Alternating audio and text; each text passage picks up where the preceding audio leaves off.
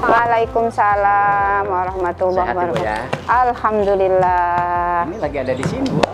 Saya hari ini sengaja datang ke tempat produksi dodol Nyak Mai. Oh, iya. Karena memang waktunya ngaduk ya Bang hari ini ya. Iya, benar. Dalam seminggu berapa kali Bang? 3 sampai 4 kali. 3 sampai 4 kali. Alhamdulillah ya, Bu ya.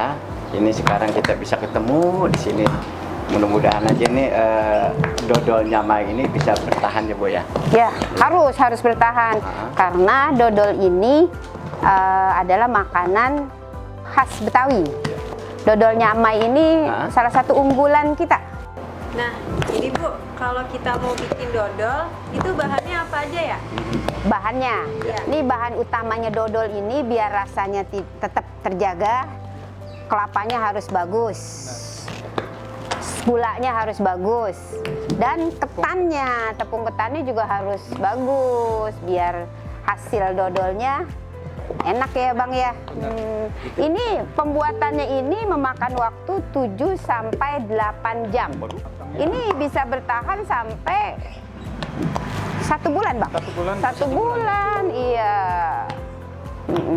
Iya nih, Bu, saya mau nanya juga nih, Bu. Ini yang ngaduk cuman laki aja apa? Bisa, saya juga bisa nih, nih, saya bisa nih, tuh.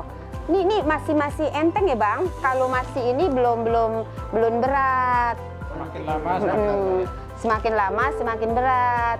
Jadi encing-encang, nyak babe, adek, empok yang mau melihat proses pembuatan dodol Betawi, nyok dah datang ke Perkampungan Budaya Betawi Setu Babakan. Oh, bisa ya, Bu? Bisa lihat. Kita bisa workshop kan ya? Ini kita bisa datang untuk workshop. Bisa untuk membuat dodol Betawi. Jadi bisa icip-icip dan kalau mau bawa pulang ya beli ya. Oh gitu. Gitu.